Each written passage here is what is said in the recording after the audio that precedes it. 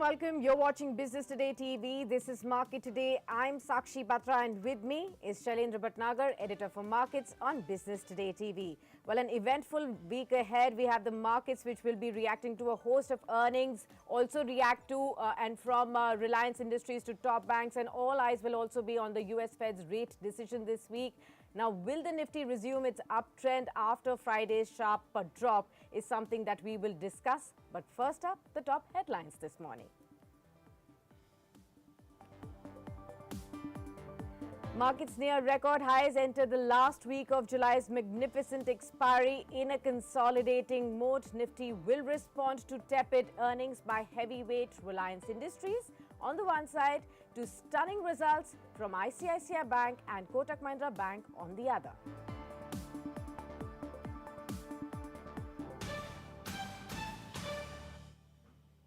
Traders will also brace for a very high possibility of a 25 basis points rate hike from the US Federal Reserve in the middle of the week as the world's largest central bank calibrated borrowing costs to cool down a booming economy.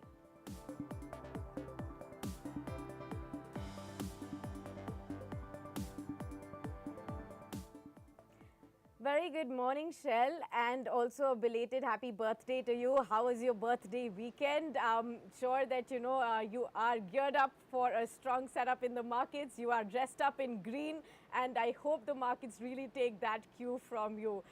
We have sustained the rally on the markets for 4 straight weeks, despite that very, very sharp downtick that we saw on Friday, and hope the momentum continues.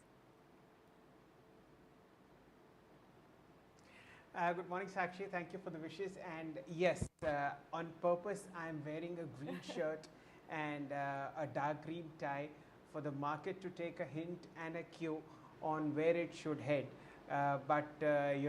God resides in data, and in data is all that we believe. We'll go through all the data points and then get into a conclusion where the Nifty is headed. But the fact remains, we've seen a fantastic July so far. The Nifty is up about 5.7% on a monthly basis, and the fact that we've seen a very strong gain coming on all the front lines. If you take out tech for a while, if you remove last week's tech performance, it's been a fantastic rally. Now the bill for the party comes, and we've seen a pretty sharp sell-off that happened on Friday. We lost about 250 points on the Nifty from its peak. So that's where the picture stands. But let us analyze it in a bit of detail. Remember, we are in the last week of July's fantastic expiry. We have 4 sessions left, and this week is going to be a very heavy earnings week. So in the past lies a peek into the future. Nifty failed to top out beyond 20,000 points, the psychological level, and that is now plying heavy on the index. As you know, we discussed Reliance's earnings. Yes. It's the heaviest weight, the second heaviest weighted stock on the index post Friday close, and those earnings disappointed the GDR, which closed about 6.5% down. I would presume you'll see a similar downtick on Reliance over a period of time, simply because prices overseas and on local markets have to match. Just as you saw a downtick on Infosys when its ADR closed 8% lower, something similar is likely to happen to Reliance, but over a point of time. So that's a bit of negativity on the index as far as Nifty is concerned. So Infosys and Reliance continue to be weak. They are the second and the third highest weighted stocks. Infosys, as you would know, the delivery statistics for Friday was phenomenal. So people have sold. Whether they've booked profit or not is something to consider later, but there's a bit of a weakness. So Reliance and Infosys are weak. But what's really making up for the Nifty are 2 stunning earnings by Kotak Mahindra Bank and ICICI Bank. Remember, ICICI is already at a record high. We'll give you the numbers a little later, but just think in terms of what the positioning is. About a 40% rise in ICICI Bank's quarterly first quarter net profit. Phenomenal numbers. No matter where you look at it, you can't find fault. Similarly on Kotak, very strong numbers. and that's sort of driving what the Nifty is doing. So my understanding is that Nifty will consolidate sideways to weak. The 10-day EMA is at about 19,640. That's the buy zone, and let's see what happens. But Bank Nifty is likely to outperform the Nifty, although both of them have done fairly fantastically, 5.7, 5.6% up so far in July, and that's heartening.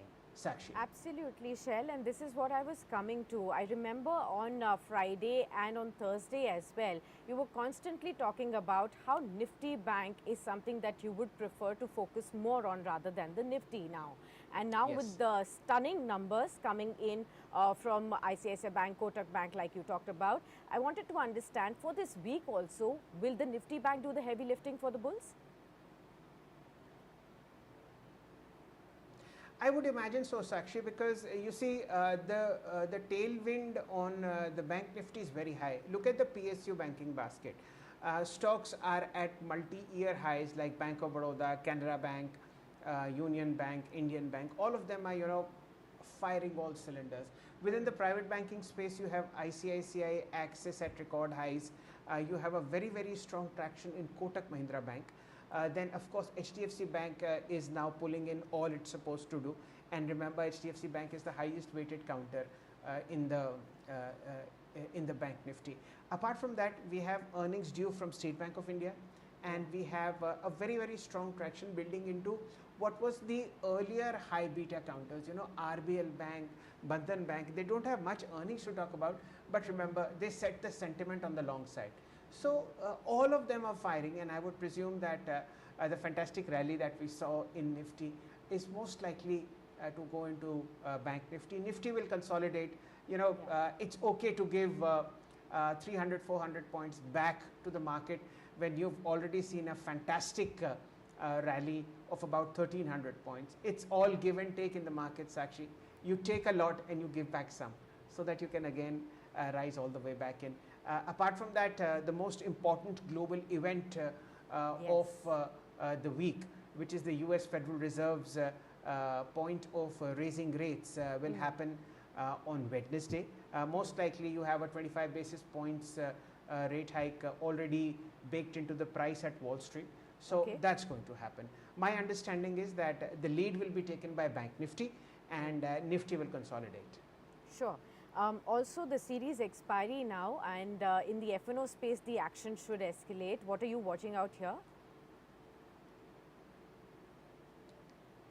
So, Sakshi, I've been saying it for the last 2 odd weeks, and I have no shame in again repeating myself. We have a crisis of plenty. Banks. Okay. PSU banks, private sector banks. These are the ones that I am looking at. And because of the rate hike, I would imagine the bearish sectors would be again FMCG and metals globally, as also IT. IT is sort of how should I say, back to the drawing board, to put it very simply, and that's what is happening. This is also a very, very strong earnings week, Sakshi. We are going to see today Canara Bank from the PSU banking basket, as also a very strong earnings is likely to come in from PNB Housing, and of course Tata Steel. We'll give you details on Tata Steel in a bit. And Tuesday, Wednesday, it's a packed earnings calendar. So the stocks that I'm looking at in the F&O are the ones that are on record highs. 3 of them, let me mention: SBI, Ashok Leyland, ICICI Bank, and United Spirits. These are doing fantastically well on the charts. The open interest statistics, the way they are poised technically, all based on data, are doing pretty well. And on the bearish side, of course, IT. Okay. Let's also look at the global cues and the handover we've got from the US markets, European markets, the Asian markets. How are they looking? So let's start off with the US markets first. They ended mixed on Friday, with the Dow Jones extending the rally for the 10th straight session. It is the longest winning streak for Dow Jones in the last 6 months. Of course, we did see the Nasdaq up by 0.2 odd percent, the S&P 500 by 0.03 odd 2% as well. Now, the Asian and the Pacific markets were also mixed this morning. We did see, of course, a slew of economic data from the region, including inflation numbers from Malaysia and Singapore will also be in focus. In Japanese market is the one that is taking the lead today with the percent gains on the Nikkei at the start of the week. Topics also up by about 0.5%. So that's as far as the Asian markets is concerned. The GIFT Nifty is indicating a muted start as of now as well. And just like how Shail pointed out, all eyes will also be on the US Fed and the rate hike announcement and how will that impact the global market cues as well. On the FII's basket, now one has to really look here. Foreign institutional investors sold shares about 1,998 crore rupees, whereas domestic institutional investors bought about 1,290 odd crore rupees. Now, this is a first sign of sell-off coming in after a long time. Shail, should one put any thought to this after many sessions FPIs selling off in the Indian markets, or is this just mild profit booking? Sakshi, you said it. It's just mild profit booking. I would not be worried even a bit if our foreign funds take out 2,000 crores from the market. Trust me, it's a good sign that people are booking profit at record levels. And everybody has a right to be happy. And booking profit is an essential part of how markets function. You put the money in the bank and then prices correct.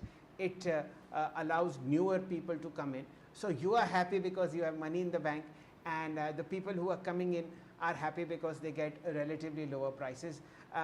Just be completely, how should I say, not exactly ignorant, but just be happy that people have booked profit. Remember, past 8 trading sessions, they have bought. So if they've sold marginally, it's fine.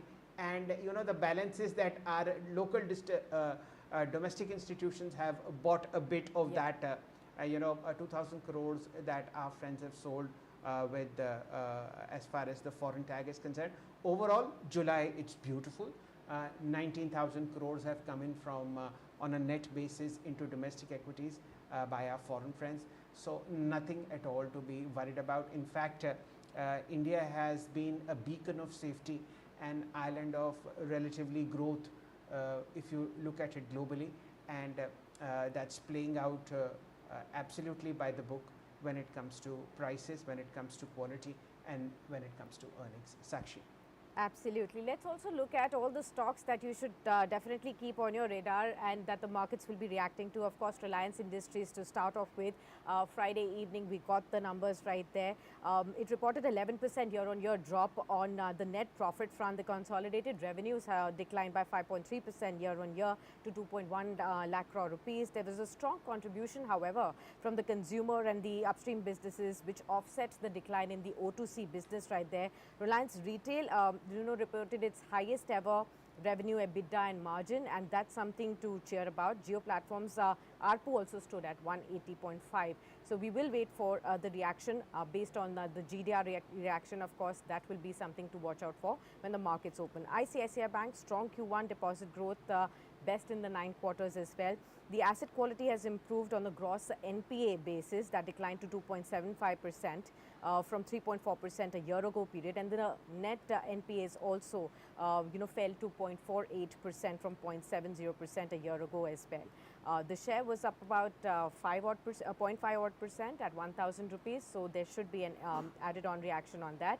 Kotak Mahindra Bank deposit growth of 22% year on year, the best in the last 16 odd quarters. The NIMs at 5.57%, declining sequentially, but remaining the highest among the large banks. So that is something that will definitely something the stock will react to. NIIs came in line, but the net profit was ahead of street estimates at large for Kotak Mahindra Bank. You saw the stock at 0.6% higher at 1970. Odd rupees last Friday. Now, EU Small Finance Bank, another bank that will has reported its earnings. Profits grew 44% on a year-on-year basis. The net interest income rose about 28% on a year-on-year basis to 1246 crore rupees. NIMs, however, declined to about 5.7%. Keep an eye, half odd percent of declines on Friday. 767 rupees was the stock at. Paytm, of course, the earnings coming about, the consolidated net loss narrowed to 357 crores from the previous year's quarter. Sequentially, it has widened, however. Also, on the EBITDA front, we did see 359 crore rupees coming in from an EBITDA loss last year. And also up about 50% sequentially. So that should be something that the stock should react. It was down 1% on Friday at 842 odd levels. Yes Bank, of course, weak loan growth, weakest NII growth in the last 9 quarters. Slippages ratio, the highest in 7 quarters. So the weakness in the fundamentals and the earnings continues. However, the stock was up about 2% on Friday at 18.05. Vedanta, last stock that I'm talking about in the stocks to watch list, the net profit for the June quarter came in at 2640 crores on lower realizations. There's a slip of 40% right there. The drop in the net profit has also come in despite the exceptional gain. The company's net debt has also increased, so that's something that one should be watching out for. Shail? Sakshi, so mostly if you go through what you've said, logically you will find good news in the market. So one or two earnings don't make a summer, and that's what's happening. And of course, you know, if you see Paytm, they've gone up dramatically. A bit of a profit booking there would encourage new hands to come in and old guys to book profit. So nothing changes out of as far as sentiment is concerned. People are, of course, worried about the sharp correction that we saw on Friday. But remember, it's a bull market, and the job of the bull market is to ensure that you part with your shares, which you shouldn't, at least the quality ones. And it is these volatile movements that prompt weaker hands to exit. Please remain strong. The underlying trajectory of the market and the sentiment remains buy on dip. The most sensible point is the 10 EMA on the Nifty, which is 19,640. We shut shop at 19,750 on Friday. So, and the GIFT Nifty is showing signs of a weak opening. Please welcome this with both hands. When the right point, the right trigger comes, we'll certainly inform you what to do. But for this week, the week that is the final round of monthly expiry for the Nifty and the Bank Nifty, is likely to be consolidating to sideways to flat for the Nifty. And because Sakshi has given out such wonderful earnings for Kotak, ICICI Bank, and so many other banks, you would see a very nice trajectory towards the higher side. At least that's what people are saying so far. SBI is in the pipeline, Canara Bank is in the pipeline. So these earnings will also enthuse the Lal Street, Sakshi. Absolutely, Shail. Now let's welcome our external expert on the show. Mr. Devin Choksi joins in. He's the MD at KR Choksi. Welcome and good morning, Mr. Choksi, and thank you for taking the time out for this discussion on Business Today TV. Shail Bhatnagar also with me right here. The first question definitely on RIL, your favorite topic, and that is on what is your own first take on the earnings. We've seen a sharp reaction downwards on the GDR front, but overall, versus your estimates, how were the earnings this time? Hi, good morning, and thanks for having me on the show. After long, I'm chatting with Shail. Well, I think RIL earning hasn't disappointed, actually speaking, from the consumer segment point of view. If you are looking at the retail segment, has contributed significantly to the earnings, and that is what was expected. I think two things were expected: that given the kind of new brands that the retail has been acquiring over the last few years, and I think the new store with the omni-channel presence that they have created through the web stores.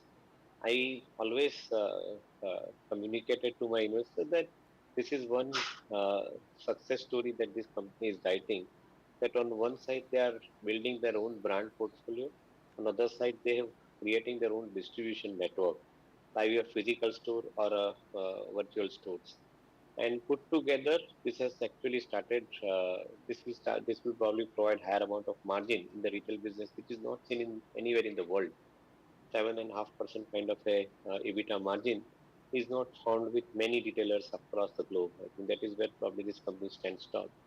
So yes, I think not very surprising though, but I think it's a very impressive number on the retail side, which provides the visibility of the company entering into the yearly run rate of around 3 lakh 20,000, 25,000 crores in the current financial year.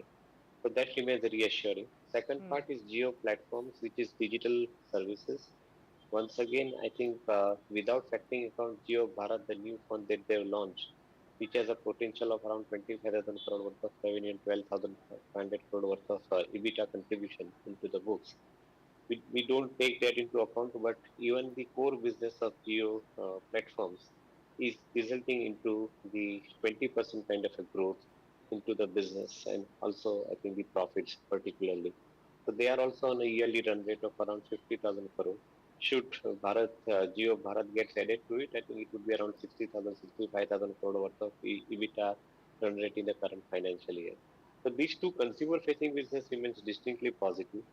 In the O2C segment of business, certainly the oil and gas contribution, production contribution, exploration contribution has come in very smartly. The two areas probably which did not perform well, and that is due to the commodity nature of the business, that is the refining business and petchem and polymer business. In refining business, probably due to the sharp drop in the GRMs in the Singapore, probably I think this has affected the company to a greater extent. And while comparing with the year over year, I think last year the base was quite high because of the lower crude oil prices. This year that is not the situation. And the polymer Right, Devin bhai. petrochemical businesses also has had a relative amount of challenge because of the global environment in which currently the economies are operating. But according to me, that is been already factored into the last quarter. Current quarter onwards, I think these two businesses are likely to remain more steady and providing the real growth which is basically missing in the earlier quarter. Hmm. Right. Devin bhai, it's such a pleasure to host you and Getting welcome the to audio of BTTV. We've known each other for the past 25 years and uh, it's always been sorry, Shail. an educative exercise to listen to your views, especially on Reliance Industries. Can you hear me clearly, Devin bhai? Yeah, Shail, now I can hear you. I think I missed your audio in between. Okay. Again, a very warm welcome to you. Let's get back to the broader markets. I was just trying to understand how do you watch sentiment now? What are the two or three underlying, foundational stones of your investment thesis so far? And how are you guiding your own HNI clients when it comes to the way forward for H2 in Indian markets? So, Shail, it's always a pleasure talking to you. Well, I think the current environment in which we are, I think at least in my more than 3.5 decades of involvement into the capital market, I haven't seen this kind of fantabulous environment, I think, as I would like to name it as, in all this career. On one side, the government is collecting significantly high amounts of revenue by way of taxes, which means their balance sheet is remaining absolutely healthy. At the same time, I think they are not spending high on the freebie schemes, and as a result of which, I think the once again the deficit-related controls are very well exercised by the government, which is called, I think, a most disciplined balance sheet ever I have seen of Indian government. On the other side, the corporate sectors, which were up till now struggling with the balance sheet issues, largely because of the higher debt, even for that matter, banks carrying the non-performing assets into the books. They are all now matter of past under whatever the initiative the government has taken, the balance sheets are clean. And the most important part is the individuals are receiving a lot of money in their hands because the government is spending big time in building the infrastructure. Currently, we are talking about 110 lakh crore spending on infrastructure, out of which I think first 3 years of spending is around 20 lakh crore, including the current financial year. So that means that I think the amount of money going in the hands of individuals who are spending, discretionary spending, is on a rise. And given that situation, we are seeing across the board the amount of money getting into the hands of individuals and discretionary spending rising, be it FMCG company, be it FMEG company, be it automobile companies, and luxury companies, whichever you want to call it as. So from that perspective, I guess I think the economic condition remains absolutely convincing. Now, the challenge and I think the important part is that in the Right. given situation, whether we are meeting enough amount of challenges on the inflation front. Maybe I think not so far. I guess I think inflation is a bother for most of the economies of the world. India has been reasonably better in managing it, but still I think that is a challenge that continues. But on the other side, the global environment, most of the global Right. investors, including global businessmen, they have started looking India at a very, very favorable destination from investment. In fact, I think last visit of Prime Minister to America has Hmm. actually created the FOMO effect in the minds of most of the global businessmen who Right. are basically looking at India from investment perspective. So I am seeing the market environment remaining absolutely buoyant because of Okay. I think the flooding of money coming into our economy from the global investment side as well. Okay, Mr. Choksi, if you could also help us with your view of the earnings so far. You know, from the IT pack, we've had a flurry of earnings, the big four IT firms, the mid cap IT firms so far, the banking names that came out over the weekend, ICICI Bank, Kotak Bank, AU Small Finance Bank, Yes Bank, all of those as well, and Reliance Industries have already talked about. So, largely the set of earnings that have come off. So banking, we are fully convinced because of the fact that if economy is traveling from 3.5 trillion to 10 to 12 trillion dollar in next 10, 12 years time, that means the banks will be contributing large enough into the growth of the economy. And one of the point I think which maybe I think I alluded saying that the big is getting bigger, and that is holding true for most of the banks. The larger the size of the balance sheet of the bank, the bigger they would be in coming period. In fact, likes of HDFC already started talking about doubling the size of the company in 4 years' time with 20% kind of a growth. So I would remain extremely comfortable with this kind of a situation where the balance sheets of the banks are clean and at the same time they are growing at a steady rate of growth. The bank unquestionably remains absolutely most convincing in the entire portfolio of investment. On the other side, ITs have definitely had their own challenges at the current level. So I fully believe that the IT's challenges are very, very short term in nature. I think the long term from the near term to long term for IT remains absolutely very convincing. On one side, the entire world is moving in the direction of cloud computing. Out of Fortune 500 company, only 30% of these companies are into cloud computing. So balance 350 companies are still yet to get into the computing in a significant manner. And that's where Indian IT company prospects remains absolutely buoyant and convincing to me. Maybe one or two quarters in which I think they might see some sluggish order intake that would probably would clear the path for the future growth. In my viewpoint, I think we remain convinced about IT. And any corrective price in the stocks, I think, would be a contra buy opportunity at current levels from investment perspective of at least 3 years or so. Right. Devin bhai, let's get down to brass tacks. You've always been a big boy advisor on the stock side. You always prefer companies that have balance sheets and performance for about 30, 40 years. Tell us, our investors and viewers, the two or three stocks that you think make sense to add in the portfolio at current levels via a systematic investment plan of, buying in dips. So maybe I think with a disclaimer that we have got the investment interest as an individual, family, even our portfolio clients and HNI clients position also would be there in the investment, along with I think the clients who are operating on the brokerage and the depository side.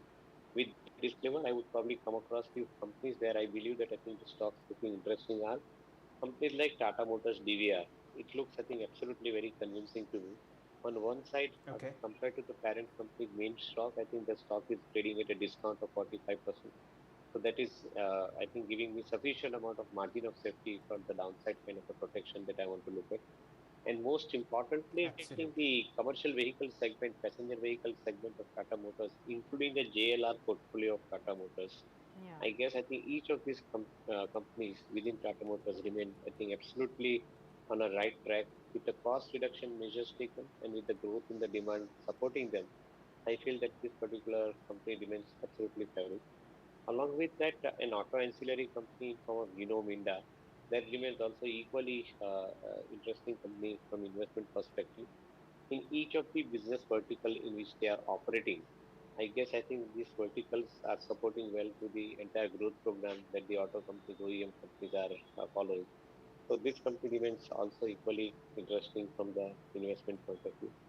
Then there are few companies I think which are basically still at a young age at this point of time, but one of them is in hospitality industry, and one of them probably I think which we are considering currently is in the area of defense and railway supply of critical components. We find I think such kind of companies interestingly positioned from the investment point of view. So yes, I think the names can be easily spelled out, but I guess I think the selective businesses are remaining opportunity from investment perspective for investors. Okay, Mr. Choksi, in this kind of a Devin market. bhai, I'm sorry I missed the names of calls. One second, Sakshi. Apart from Tata Motors DVR, would you please repeat the names of stocks that you've mentioned so that at least we can show the stock price graphics? It is Unominda. Hero Honda, okay. Unominda. Unominda. Yeah. And apart from Hero Honda, Not Hero Honda. acha, Unominda. Unominda. Okay, okay, perfect. So, Unominda. Okay, okay, perfect, sir. Just one second, sir. It's the 570 rupee price that you're talking about. So, Tata Motors DVR because of margin of safety, and of course the fantastic rally that we are seeing in auto ancillaries. Devin bhai prefers Unominda. Devin bhai, please stay on with us. The markets have opened on a pre-open side, and let us see what they bring. At the moment, the Nifty is showing an uptick of 43 points. Let me show you what the prices are which are ticking on my screen. One second, please. Okay, let's look at Nifty 50, and we are interested in ICICI Bank and Kotak Bank. Okay, 2%. Ladies and gentlemen, we have a record high, and ICICI Bank now firmly in 4 digits, 1018. Wonderful start that we are seeing. Kotak Mahindra Bank a percent higher, close to the 2000 level, 1990 that I see on the screen. I'm very keen to find out what Reliance is doing. Let's see what Reliance is acting as. 1.1% lower at 2508.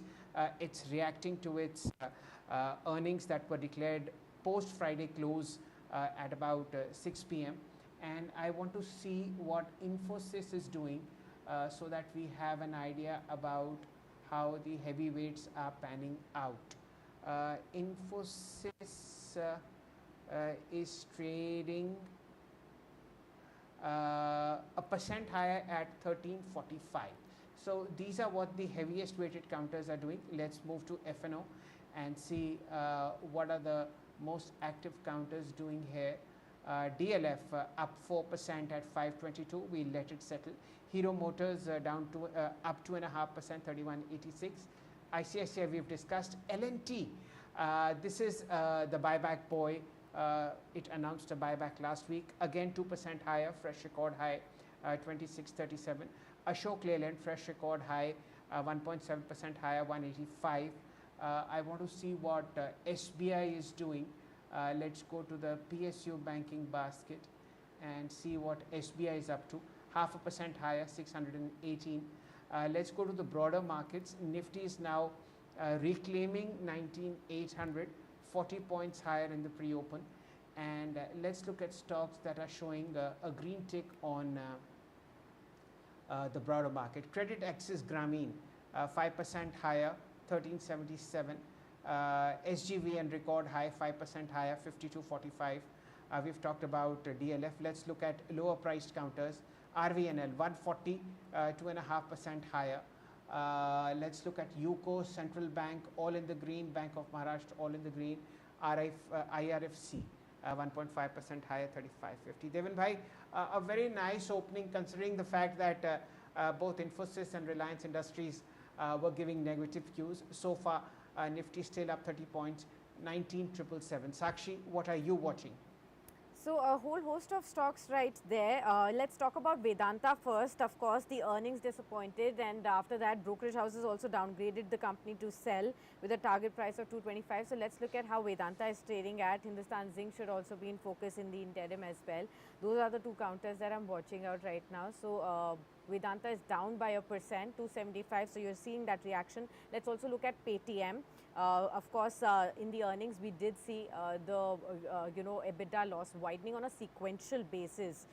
That's something, but definitely there's a uptake half odd percent, 847 odd crore rupees coming in on that front. Let's also look at IGL. That also reported earnings, and after that, brokerage houses are positive on the stock. CLSA is given a buy rating of 600 targets, so that is getting priced in again, 0.3% uptake, 495 rupees currently for IGL as a counter as well. Shail?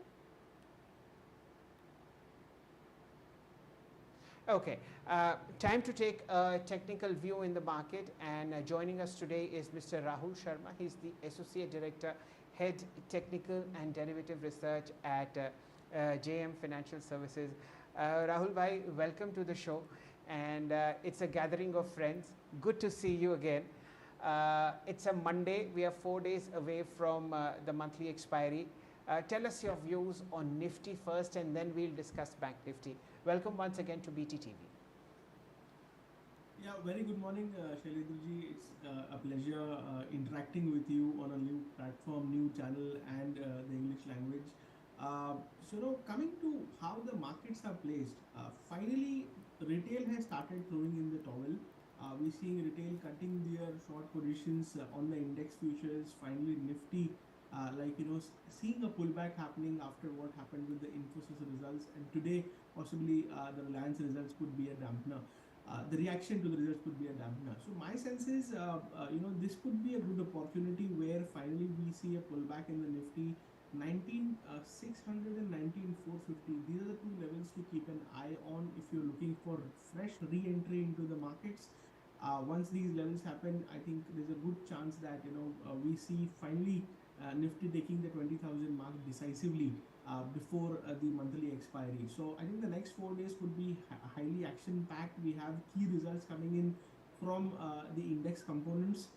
What is noteworthy is Bank Nifty and Fin Nifty have closed very strongly on the weekly basis, which means these are the areas of the market where we could see upside continue, whereas Nifty could take a bit of a breather.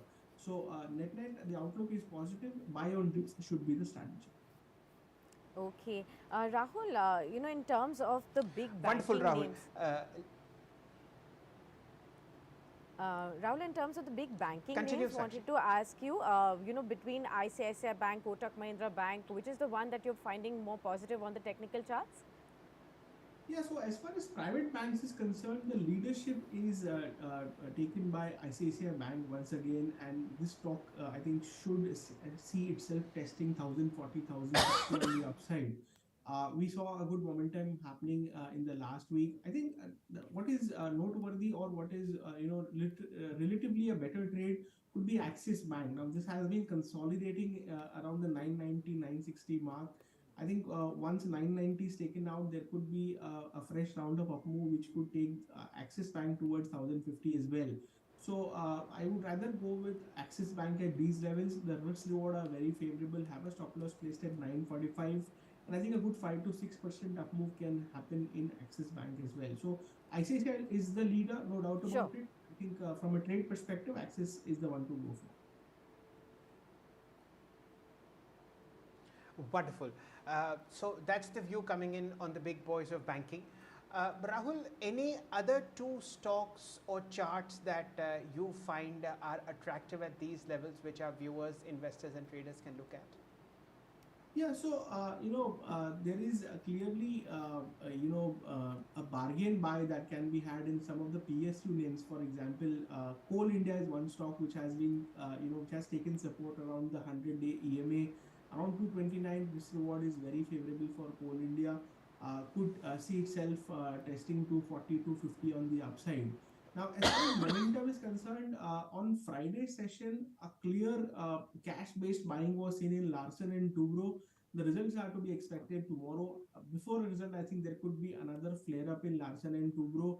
So from a trading perspective, if you are a high momentum chaser, I think Larsen and Toubro is the one to go for. If you're looking something on the defensive side, Coal India could be the one that could flare up in the next few trading sessions. So these are two ideas, one on the Okay. momentum side and the other one on the reversal side. Okay, got that.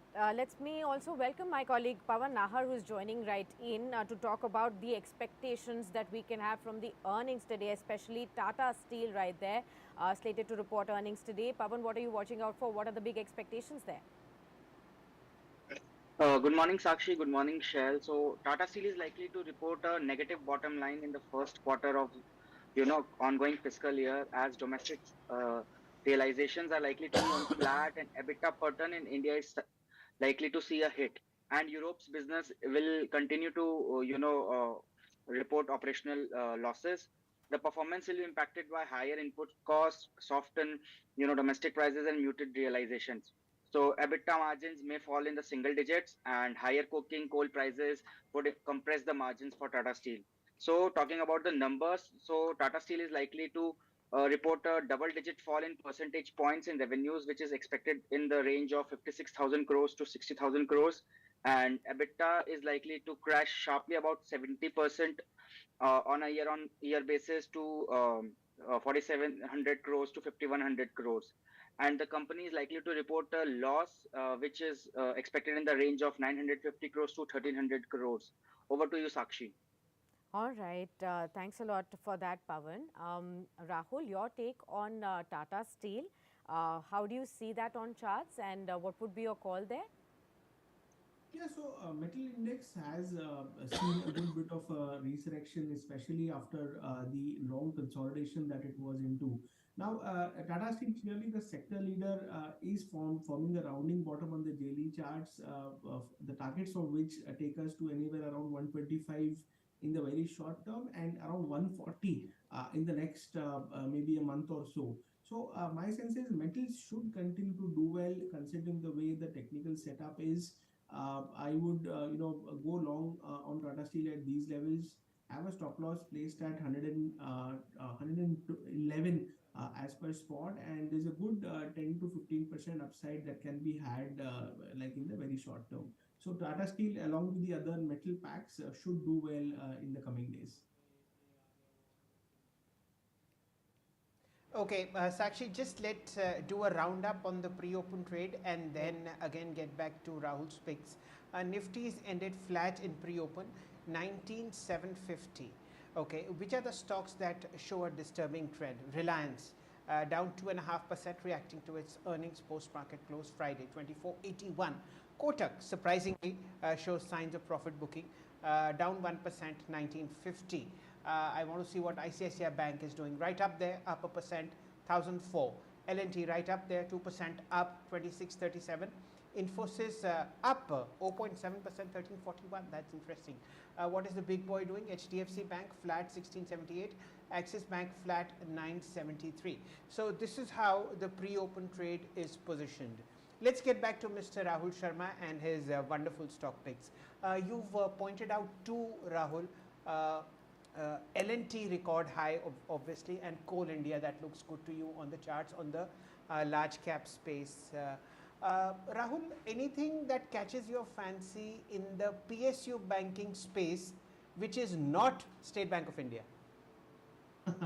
So I think Bank of Baroda is one stock which hasn't really taken off. We've seen Canara Bank do well. We've seen SBI do extremely well. Even the likes of PNB has moved, but Bank of Baroda is one stock which is still hovering around its 200 level, and we feel that there is breakout it's in Bank of Baroda. Now, what has happened in the stock is it's still trading around its 20-day moving average. The multiple stocks for the stock are placed at 195, 190 zone. So we feel that this could be a good area where the stock should see demand emerging, and the breakout should happen once we cross the previous week's high of around 2.202.5. Now, the projected targets for this setup are close to around 215 to 220, which means a 10% upside is possible. And this is the only PSU bank which has not really flared up along with the other banks. So I would place my bets on Bank of Baroda for a breakout, which is very much possible in this week. Okay. Rahul, your take on Yes Bank. Wonderful. I wanted to take because, of course, weak earnings coming in there, but the stock has been showing momentum, and a lot of investors do this trading, on an intraday basis also on Yes Bank. Your thoughts here? Yeah, so this is one stock where retail loves to trade because of the lower prices, and what has happened is at least the health of the stock technically has improved significantly over the last 10 to 15 trading sessions. Now, all the moving averages are in place. The stock has, in today's pre-opening, given a breakout above the 18 mark, and essentially this takes us to a trajectory where the stock could see itself testing around 20 to 21 on the upside. So, a good 10% upside can be possible in Yes Bank. I think longs can be initiated with the stop loss placed at 17 and a half, and 20 and 21 are to be the two targets on the upside. Okay, ladies and gentlemen, we have the first ticks on the markets. Nifty's opened down in line with what the Gift Nifty is saying, down 15 at 19,730. Bank Nifty is down to about 27 points, 46,050. Let's look at what the stocks are doing. Earnings boy, ICICI Bank, flat 1,000. Reliance, earnings down 2%, 2489. Remember, this is pulling down the Nifty. What is Infosys doing? Up 0.7%, 1341. That's what these three big boys are doing. What is Kotak Bank doing? Profit booking 2% lower, 1925. This is what we see in initial trades. Let's widen the hemisphere. Let's look at what HDFC Bank is doing. Flat at 1678. Axis is up 2% at 973. Nifty 17 points down, 19724. Let's look at the broader F&O space apart from the blue chips. Stocks that are showing signs of good traction. Fresh record high Canfin Homes, earnings doing a great deal, up 2%, 854. Record high on Ashok Leyland, 1.46% higher, 184. L&T powering ahead, 1.4% higher, record high, 2621. Bank of Baroda, something that Rahul just pointed out, 0.7% higher, 198. This is what the F&O is doing on the long side. Let's look at stocks that are reacting negatively. Apart from Kotak, we have AU Bank down 3%, 739. McDowell down 1.5%, 1023. Vedant, earnings boy, 1.9% lower, 273. Let's look at the broader NSE 500. Amongst the top gainers, you have SJVN down 8%, up 8%, 5450. RVNL ticking along merrily, 6% higher, 145. Triveni, it's the sugar pack that's rising, 4% higher, 316. Masdog, fresh record high, 276, 1916. And of course, Renuka Sugars, 2% higher, 4780. Sakshi, what are you looking at? Nifty Railway down stocks. 23, 19722. Railway stocks, Shail, you were mentioning, and we have RVNL, Titagar Wagons, both higher in trade. Titagar Rail also all up in trade right now. We're looking at stocks like Utkarsh Small Finance. Let's look at that. We will also be joined by the management quite shortly. Up again, on the second trading day, up by about 10 odd percent right there. RT Drugs is up in trade as well. A very sharp move on that one as well. Apart from this, you're also looking at stocks. Again, from the IT pack, apart from Infosys, you mentioned HCL Technologies, Wipro, all of them are up in trade again. So recovery happening on the IT pack. Apart from this, let's look at L&T, Ultratech Cement from the capital goods and cement basket. Both of them are higher in trade. Again, from the power pack, NTPC is higher in trade as well. So L&T is up by 1% at 26.14. You can look at that stock. NTPC half odd percent higher, 195 coming in. ITC from the FMCG pack, again another half odd percent inching higher on the screen as well. So ITC is up at 494. Those are the stocks that I'm watching at. Tata Motors, let's look at that. Devin Choksi just mentioned his top pick as well. On Tata Motors, and that stock is now moving in trade. On Tata Motors, Hero MotoCorp also from the auto pack. These are the two stocks that are inching higher in the opening trade. Half odd percent higher for Tata Motors at 628. Hero MotoCorp, let's look at that one as well. At 3105, just flat to positive bias. You know, Minda, that was another stock that he mentioned. Let's look at that one as well, in case that has shown any momentum as well. Shail, what are you watching? Okay, let's look at the broader markets. Nifty is now down 30 points, 19,714. Bank Nifty flat, 46,070. Apart from these, the top gaining index is the Nifty PSU Banking Index, as I had mentioned in the pre-open trades, up 0.8%, 4,600. We have the small cap index up in the green, 0.6% higher, 11,605. The IT index is up, that's very good, 0.2% higher, 29,951. On the losing side, metals and FMCG. These two we have already discussed. The broader market advance and decline ratio is favoring bears for the moment. About 1,100 stocks in the green, in the red versus 774. Let's get immediately back to Rahul.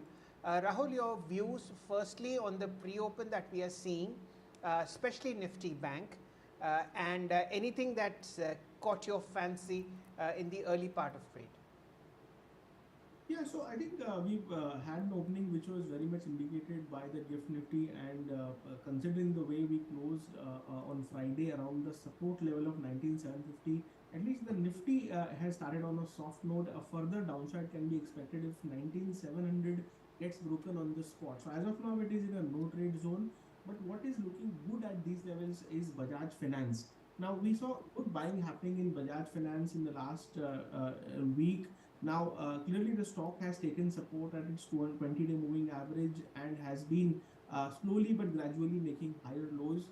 I think a move up till 8,000 is very much on the cards in Bajaj Finance. So if you're a positional trader with around 5 to 10 days kind of a time frame, I think Bajaj Finance is the one to go for. Have a stop loss placed at 74.90.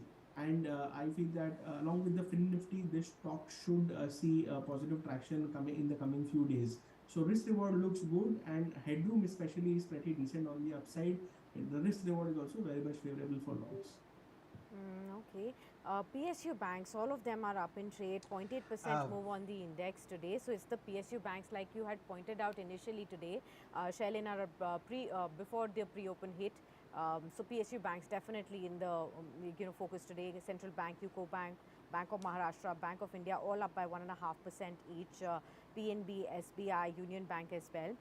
Rahul, which is the PSU bank that you would be betting on for today? Yeah, so we've seen a good traction happening on Bank of Baroda. We've discussed that. I think one small PSU bank which has done very well, and I think the momentum is still not dried up, is Union Bank of India. Now, clearly the stock saw some consolidation happening at 80. We saw the stock heading towards 90. I think there is a good chance that this momentum takes us towards three-digit numbers. So I think from a breakout perspective, from a momentum perspective, Union Bank of India is the one to go for. Immediate target is 96. Above that, 100 is also possible. One can initiate longs with a stop loss placed at 87. Okay. Railway stocks running away, Rahul, what would you prefer, RVNL, IRFC, or anything else that catches your fancy? Yeah, so RailTel is one stock that we have been recommending to our clients, still continue to do so. Technically, the stock has literally taken off the entire price history that the stock has had in the markets. 160 around about is a fresh breakout in the stock. It could very well see heading towards the 190 mark. All the momentum, railway stocks are into good momentum. I think RailTel is the one to go for. One can have a stop loss placed at the previous stop of 149. This stock was formed in November 22. This should now act as a good support and go long on this one. So 190 is where we see the stock heading to. So another 15% upside can be had in RailTel. Okay. From the auto pack, how are you looking at Ashok Leyland? Another sector that's buzzing, Rahul. Yeah, so auto, I think I would take a leeway and pick a stock which is very good, attractive at these levels. I'm talking about Mahindra and Mahindra. You've seen Tata Motors do well. We've seen the entire auto pack having the time of its life. M&M is one of those stocks. Last 10, 12 trading sessions, it has been subdued. The stock has come very close to its support level of around 1500. My sense is have a stop loss placed at 1455, slightly deep stop loss, but the upside potential is around 1650, 1700. So a 10% up move can be had in Mahindra as well from a positional perspective. The entire auto pack just refuses to go down, and we feel that M&M could see another round of rally happening from these levels. Okay, auto, of course, going on top gear. Rahul, I'd like to draw your attention to the NBFC space. Canfin Homes first, followed by PNB Housing. PNB Housing will declare its earnings tomorrow. So that's the stock to watch. Both of them record highs. Your view on Canfin Homes and then PNB Housing? Yeah, so Canfin Home, in fact, the stock has entered into a blue sky territory. We've seen a phenomenal move from around 550 odd levels without real correction as such. The entire pack is doing extremely well. So the best thing to do is have trailing stop losses and enjoy the ride till it lasts. Speaking of levels, I think psychologically around 900, we could see a bit of profit booking coming in. So one can have a stop loss placed at maybe at 840 and ride this momentum. Once 900 crosses, I think we could see momentum continue further up as well. So PNB Housing Finance on a relative basis has sort of not done as well as something like a Canfin Home, but here also the previous top, which was around 750 odd, could be very much on the cards going ahead in the next month or so. So structurally, this is also a very strong bullish uptrend. The stock has continually taken support around its 50-day moving average since April. And my sense is this is also one of those setups where just have your trailing stop losses in place and ride the uptrend. Now, the immediate top that it had formed was around the 620 mark, which should now act as a good support. So have a stop loss placed at 620. The immediate target would be 700. Once 700 gets taken out, there is a good chance that we head towards the 750 mark as well. So both the stocks are doing well. Have trailing stop losses in place and ride the trend. Okay. Rahul, what about the defense stocks? Do you watch this space? Mazagon Dock is again at a 52-week high today, 1938 on that stock. Sharp move of 3.8% today as well. Apart from this, stocks like HAL, Premier Explosives, BEL, all of them are up in trade as well. Which is the most promising stock of the defense pack that you believe? Yeah, so Mazgaon Dock, I'll give it a skip because the stock has already done very well. Risk rewards aren't really favorable for fresh longs over here. But what looks good at these levels is Hindustan Aeronautics, HAL. The stock has been consolidating since June, and we saw a top being formed around the 3900 mark. The stock has been forming an ascending triangle pattern, which clearly brings us into the projection of at least around a move to 42 to 4300. So I would go long in HAL at these levels. Risk rewards are very favorable. The structure is very promising. Have a stop loss placed at 3800, and I feel that a good 300-point up move can be had from these levels. So HAL is the one to go for. A fresh breakout is very much on the cards in Hindustan Aeronautics. Wonderful. These are the stocks that we are looking at in terms of buying even at record levels. Rahul, we fail to appreciate how the cement space is moving. Any particular stock that you'd like there, and then we'll come to pharma. ACC up 1.6% so far at 1794. Ambuja Cement up 0.5%, 419.20. Your top pick in the cement space? Yeah, so cement has been subdued since many days now, and primarily because the sector leader Ultratech Cement has taken a backseat. There were a few downgrades recently, post which the stock has taken second row. But my sense is, most of the negatives are factored in, and at these levels in Ultratech Cement, I think the risk reward has again become favorable for fresh longs. 7950 is a very strong base for the stock, and one can go longs at these levels. It may not be a momentum buy, may not be a stock where we see immediate momentum, but I think right now the stock is into an accumulation zone. So maybe around 8150, 8050, 100 point range, you can look to accumulate longs. And once the stock takes out the 8350 mark, I think the stock will then see itself changing gears. So cement as of now looks to be a good buy for sure, but more of an accumulation zone. And once the momentum sets in, one can look to add long positions upon a breach of these resistance levels. Okay. The small cap index is taking Okay, the it's lead again exactly today. 9:30 now. Let's take a view on Let's take a view on the Nifty. 15 minutes of trade is what we've seen. Now down 24 at 19,720. Which are the stocks that are pulling down the index? Reliance, of course, now down 2.5%, 2476. It's now at a multi-month low, showing a negative tick on a year-to-date basis. Kotak, despite fantastic earnings, is down 2.5% at 1980. These are profit booking moves. Bajaj Finserv down half a point. Let's look at stocks that are pulling the index up. It's ITC 1% higher, fresh record high 495. L&T a percent higher 2608. Axis half a percent higher 976. TCS and Infosys up 0.6% each in the green. Sakshi, what are you watching? Tata Motors, stocks like HDFC Life are also pulling up the markets, half odd percent higher in trade. Cement pack you already talked about. Grasim is up in trade. Let's talk about, the IT pack is doing much better than expected. Wipro, HCL Tech, all of them up in trade right now. From the auto pack again, Bajaj Auto, Hero MotoCorp, the two-wheeler pack, they are doing very well today. Maruti also flat to positive right now, although. But from the banking space, of course, ICICI Bank is still holding up. From the consumption pack, Tata Consumer Products, that's the one that's also pulling up the markets higher. Rahul, anything that you spot right now in the markets, especially from the Nifty 50 pack, that one should definitely keep on radar today? Yeah, I think if you are a bottom fisher, or if I may say, opportunistic trade can be had in Reliance. Now, Reliance is definitely reacting negatively to the news, to the result update. My sense is there is a big support coming in around the 2450 mark.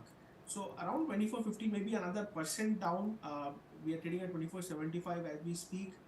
There is a good, potential for the stocks to see a buying emerging into the same. So my sense is, you can look to bargain buy at around 2450, maybe have a stop loss placed at 2380, and there's a good chance that the market absorbs today's selling and sees a bit of a recovery from these levels. So look at this important level for any re-entry or fresh entry into the same, and we feel the mega trend of the stock is still up, and post today's reaction, it should very well see itself back on track to its original trajectory, which is north.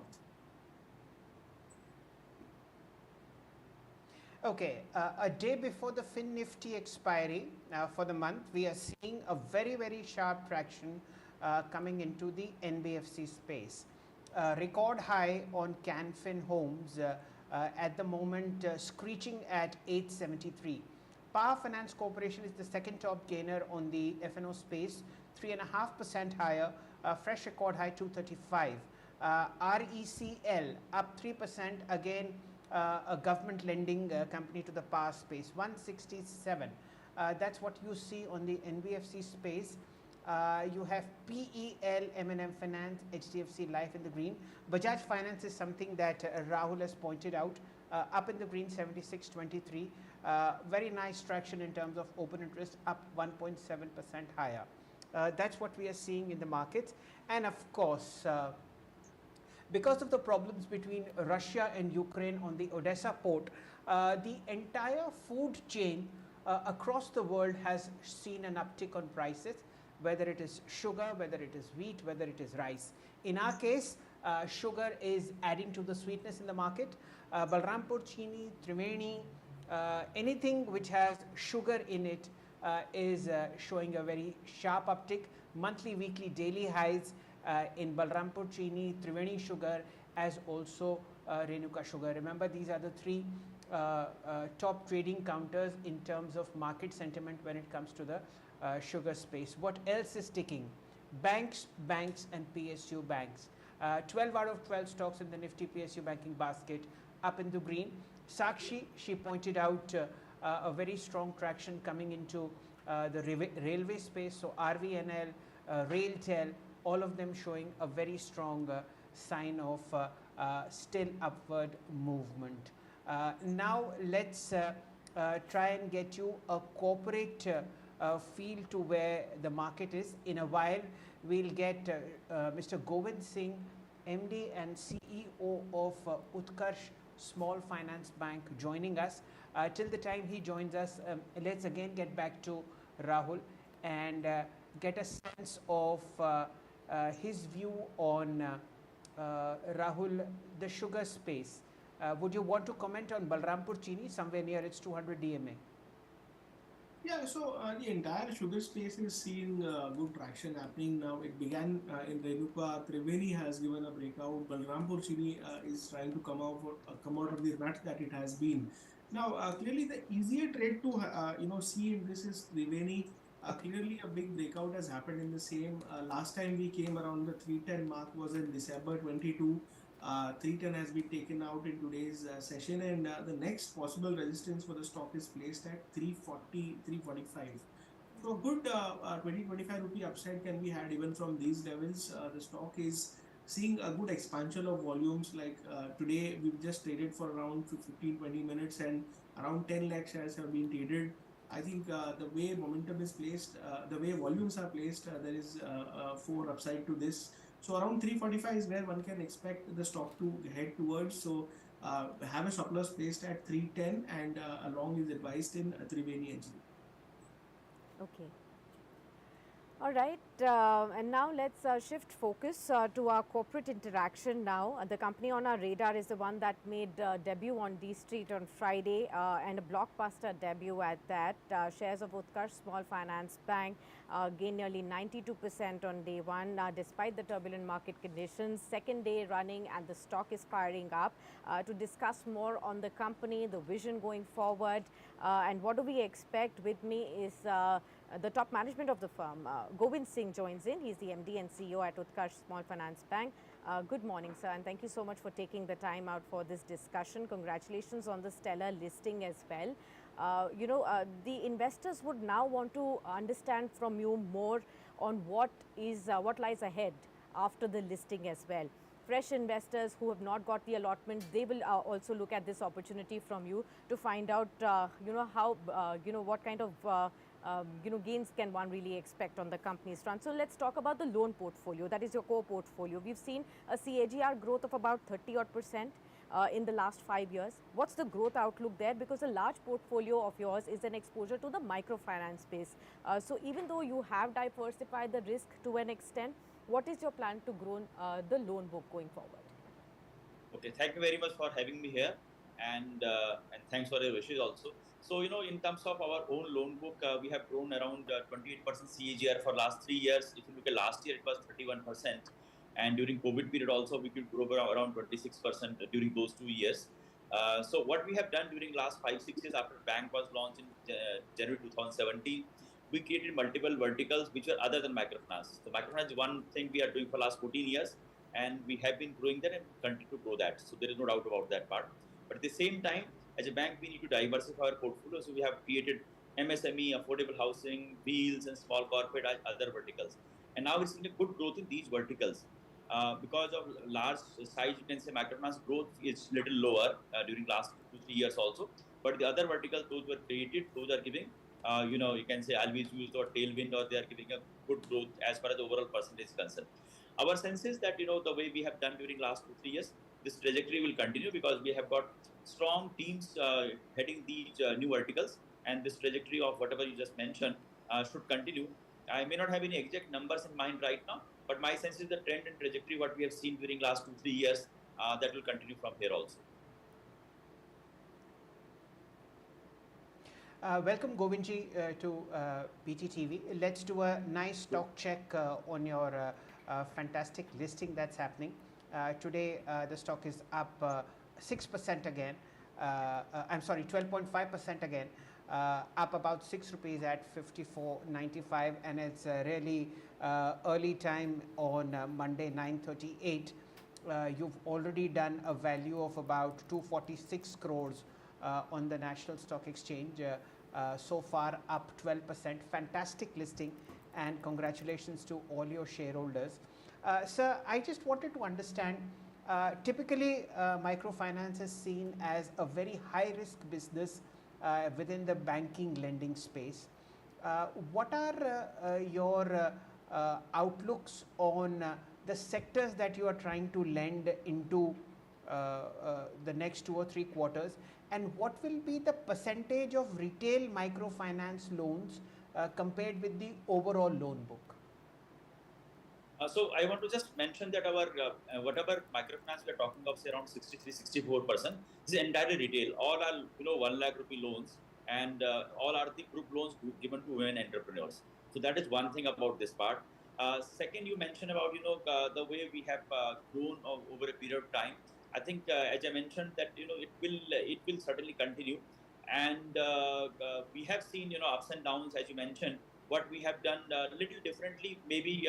One, we are sticking to our core geography. I think it's very important to understand the local environment, culture, the overall aspect when you talk of microfinance. So we have not deviated, or we have not gone to multiple geographies as far as microfinance is concerned. Largely, we are with the northern and central Hindi belt. Other than Odisha and small part of Maharashtra, we are entirely in Hindi belt only. So that we don't go to any other place where we don't understand the local markets. That is one part. Second, we do understand that during COVID period also, microfinance portfolio gets hit the hardest in such scenario. In normal growth, this is one of the best asset classes I have ever seen. But when the tide is tough, in fact, sometimes it gets hard hit. What we have also done, if you see our last March 23 balance sheet, we have created a floating provision of 80 crore rupees, and our idea is that we will keep creating such provisions so that I'll use the word for any season when the things are really tough, this can be used. I just noteworthy that this money can be used only after we take approval from the Reserve Bank of India. So this is only for the critical situations when there are, you can say, natural calamities or those type of challenges. Only then this money can be used. So we have already started creating a buffer for microfinance portfolio, and that process will also continue. Exactly. I was going to come to that because you did talk about natural calamities. Your regional constitution is around 60%. That comes exactly from Uttar Pradesh as well as Bihar. And, in the past, we have seen that the floods have, impacted your business in these regions. Given the current situation that we are looking at floods in North India, could that still impact your business in the given quarter? So two important aspects. One is that this geography, which is what you're talking of, this requires the most, in terms of CD ratio or in terms of overall credit offtake in UP and Bihar. Actually, UP is around 4% of the overall Indian credit, and Bihar is around 1% only. So this area requires much more in terms of credit. Having said so, flood and sometimes drought also certainly affects during the monsoon season. So far, there's no impact at all this year. But in past also, whenever we have seen such calamities happen, especially in the eastern UP and Bihar belt of our geography, it's a matter of maybe 45 days to 60 days. It comes back very quickly. This does get impacted for a short period. So far this year we have not seen any impact of flood, at least so far. And as I mentioned, it comes back very fast.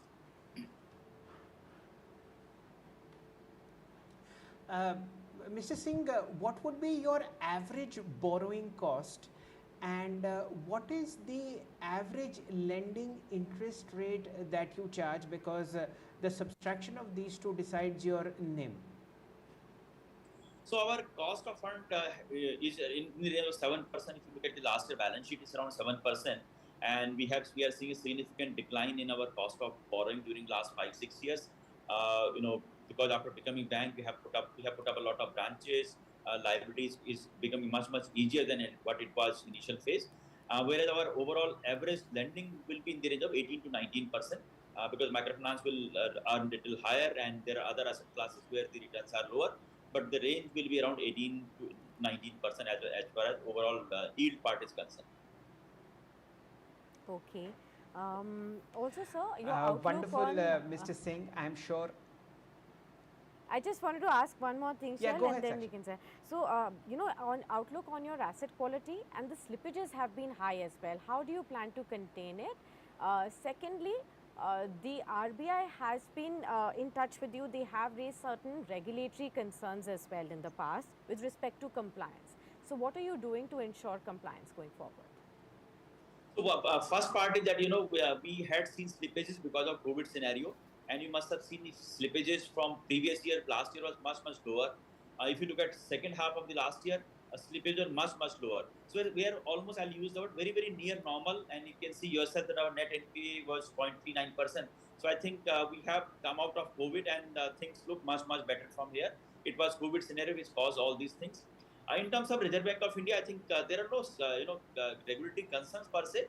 There are always, we get guidance from RBI in terms of how we should look at our controls and those aspects, and that's a regular dialogue that happens with the Reserve Bank of India. So I mean, generally and overall, I think there are no concerns which have been raised by Reserve Bank of India, and we don't foresee any challenge from that side. And obviously, during last 5 6 we have also strengthened our compliance departments, multifold during this period also. Okay, got that. Mr. Singh, let's look at the broader sector where you are operational in, whether it's the banking space and the NBFC space. We are seeing one of the most wonderful phases for banking in the past maybe 2 decades. Group level NPAs are at record lows. We are seeing fantastic credit growth. Very nice CASA ratios for banks such as yours. Paint for our investors and viewers a picture of how you see banking as a sector progressing over the next 3 years. So in general, I think banking space looks very good, and COVID certainly impacted all of us. And what happens during this period, people, especially the control part, become much better. The business contingency plans, in fact, which were used by people during COVID period. I think no one thought that treasury can be operated from an off location. Cyber security part became very strong during this period. People actually looked into each and every control aspect during this period. So my sense is the resilience of Indian banking sector is much stronger today, and the capital adequacy seen across. In fact, people have strengthened their capital part. So my sense is I may not be able to give an exact number in terms of what type of growth we are seeing, but the type Indian economy is growing, and the banks have made in terms of technology, in terms of controls part, they have become much stronger and strengthened themselves during last few years time. My sense is the growth, whatever we have seen during last few years, that will continue to grow from here. Mr. Singh, what is your percentage of loans that you are getting electronically, which is via social media, via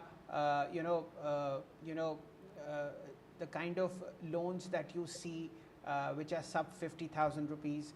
What is that percentage of the overall loan portfolio? That's almost negligible, because as a bank, I think one is microfinance is you meet the client face to face, you train them, you teach them, and then you give loans. So there is a physical interaction with these people almost on a fortnightly basis. So there is no digital channels are used for payments, for disbursement. That's okay. But we does certainly meet the customer face to face.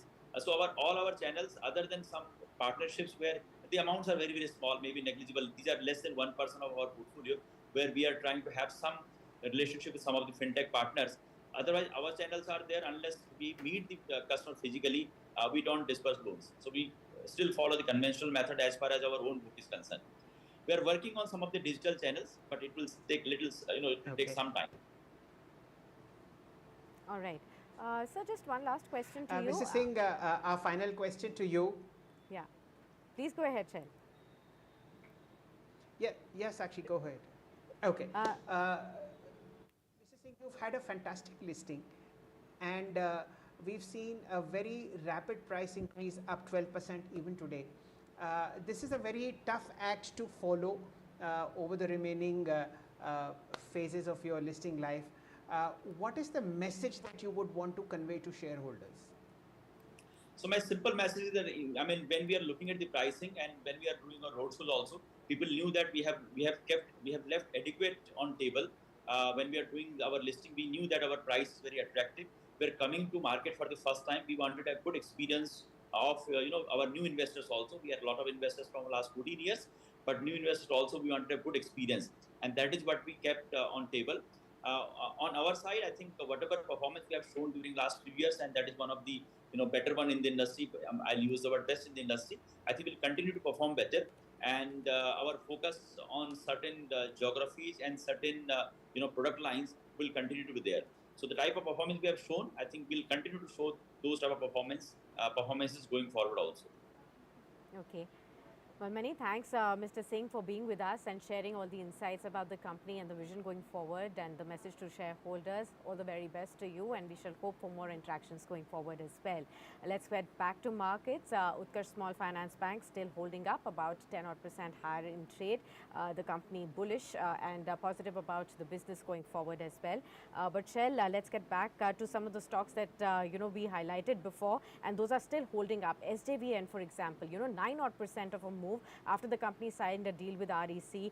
Triveni, RVNL, these railway stocks are definitely firing up. Aarti Drugs, for example, is 10.5% up in trade. These are the strong movers and the big movers with volumes as well in today's trade. Yes, actually, the mood in the broader market is fairly good, and I illustrate it with a lovely example. If our PCR team can fire the intraday chart of Tejas Networks, remember this is a very, very high beta counter, of course, now trading somewhere close to its record highs. The dip in the stock was at a low of 780 rupees today. This was, it opened about 7-8% lower, and from that point of time, the buying has pushed the counter at 815. Sakshi, that's what I'm trying to sort of convey to our viewers, investors and traders, that it's a roaring bull market that we have. At the lowest point of the day, 780, Tejas Networks was down somewhere like 7%. The loss is just now 3.5%, and that's how we see very, very strong volume coming in. Let me tell you how much it's traded. About 100 crores worth of transactions on Tejas Network have been done. Apart from that, we are seeing strong traction in the sectors that you mentioned. Of course, railways is a very big play. Canfin Homes, record high 877. Bank of Baroda, which Rahul Sharma mentioned, 1.5% higher, 200 now. PNB ticking around merrily, 63.40. Again, we have BHEL, up 1.3%. So these are all high beta counters across the space. Defense, as you mentioned, record high on Masdog, now kissing 1900. BEML, BEL, MTAR, all of them up in the green. And market's favorite darling these days is, of course, the railway space. RVNL, 5% higher, 143. IRCON, 1.7% higher at about IRCON is at 94 rupees. Texrail, it's the day for wagon makers. Texrail and Titagar, 5% higher at 89 and 646 respectively. The PSU railway pack, RVNL, Railtel, IRFC and IRCON, gaining anywhere between 1.5% to 5%. So the broader market sentiments are pretty good. Nifty and Bank Nifty down 25 and 54 points respectively. Like I said, it's a consolidating phase that we expect now after a stunning 5-7% rally on both indices in the month of July. We are approaching the monthly expiry, and the next 4 sessions are likely consolidating flat to weak. Sakshi. Let's also look at the real estate stocks. All of them, most of them are up in trade. Lodha Developers, IB Real Estate, Prestige, Godrej Properties, some of them nearing their 52-week high levels again. DLF reported its numbers. It's also up by 0.5%. Oberoi Realty up 0.5% as well. So the real estate space is looking good in the morning trade. We're also looking at, apart from this, in the small cap basket, particularly the Nifty Small Cap 100, we're also looking at Triveni Engineering as a stock that's really moved sharply today, 5.5% higher at 320, 321 odd levels, right? It's 3.2% right now up in trade, 318. That's another stock that is moving up. CAMS, that's another stock that you should watch out for, 2% higher in trade. Aegis Chemicals, 2.5% move on that one too. We've already mentioned Credit Axis Grameen and the finance space that is definitely inching higher today. Hudco is up by 2 odd percent in today's trade. Apart from the sugar pack that's mentioned by Shell, EID Perry, Renuka Sugars, all of them up in trade, Shell.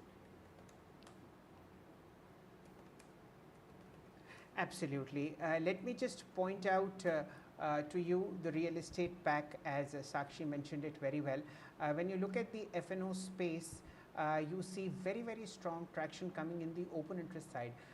If the PCR can fire Godrej Properties, it's just less than 45 minutes in trade.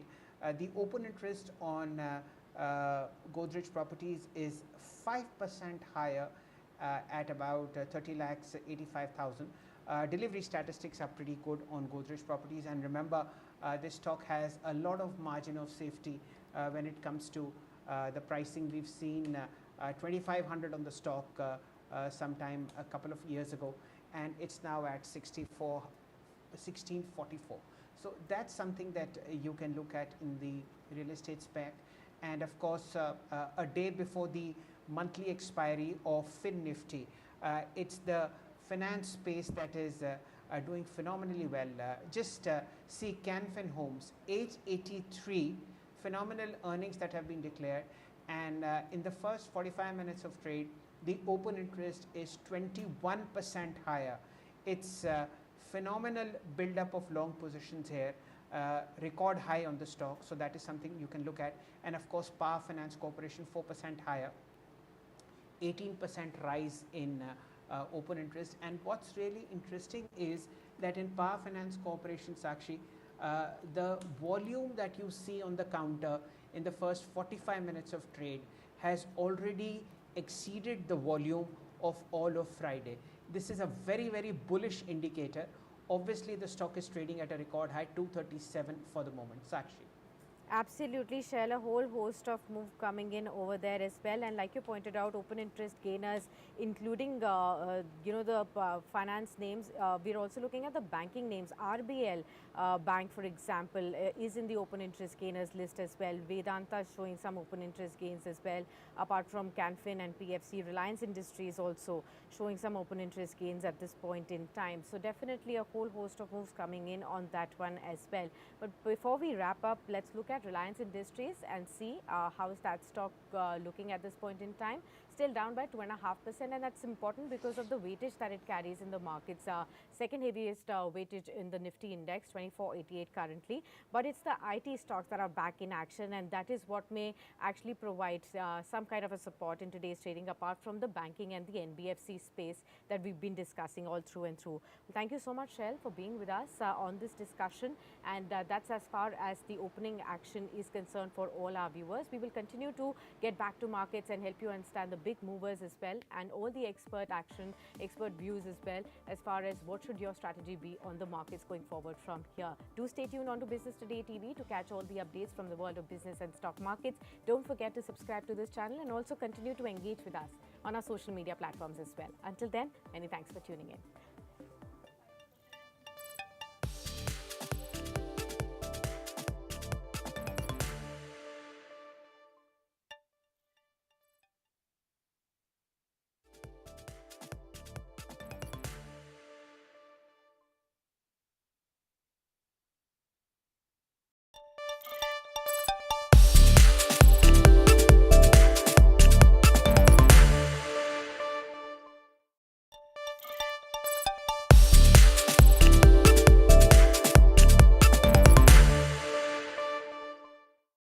Small ticket stock I'm going to be discussing, since that has been in the on the move recently, and I'm talking about Suzlon.